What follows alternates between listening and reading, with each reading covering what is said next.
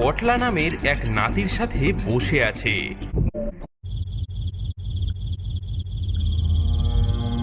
মা, ওই দেখো, লাউয়ের চেয়েও বড় গোল গাল হলদে। ওটার ভেতরে কি আরো নরম বিছানা হবে?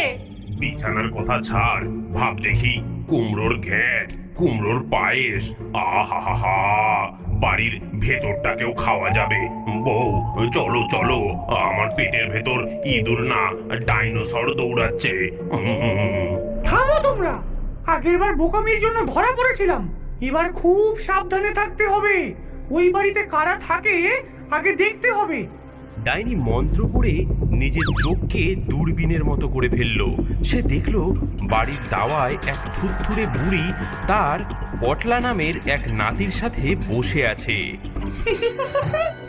আরে, এ তো একেবারে সোজা শিকার, এক বুড়ি আর তার বোকা নাতি। চলো চলো, এই কুমড়ো আজ থেকে আমাদের। যেই ভাবা সেই কাজ, ডাইনি পরিবারটা হাওয়ায় মিশে গিয়ে সোজা কুমড়োর কাছে পৌঁছালো। কুমড়োর গায়ে একটা পোকা খাওয়া ছোট্ট ফুটো ছিল। ডাইনি ফু দিতেই সেই ফুটোটা তাদের ঢোকার মতো বড় হয়ে গেল, আর তারা সাই সাই করে কুমড়োর ভেতরে ঢুকে পড়ল। কিন্তু ভেতরে ঢুকেই তারা থমকে গেল। কুমড়োর ভেতরে দেখা যাচ্ছে কুমড়োর আরেক কোণায় এক পরিবার গুটিসুটি মেরে বসে আছে।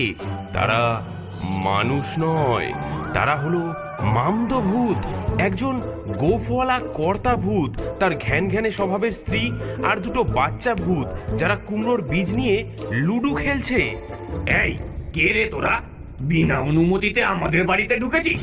জানিস না এই কুমড়ো আমাদের পৈতৃক সম্পত্তি? তোমরা আবার কারা? এই কুমড়ো তো চালে পড়েছিল, এটা এখন আমাদের। ওগো, কি অসভ্য কথা! আমরা গত 50 বছর ধরে এই কুমড়োর লাইনে বাসা বেঁধে আসছি। এর আগেরটা ছিল চাল কুমড়ো, তার আগেরটা পুঁই শাকের মাচা। যাও যাও, ভাগো এখান থেকে। বউ, বউ চলো পালাই, এরা তো ভালো ভূত বলে মনে হচ্ছে না। এই, চুপ করো তো তুমি, এক চুলো নড়বো না এখান থেকে। এই বাড়িতে আমরাও থাকবো, অর্ধেক তোমাদের আর অর্ধেক আমাদের। বেশ, এটাই শেষ কথা। ডাইনি তার লম্বা নখ দিয়ে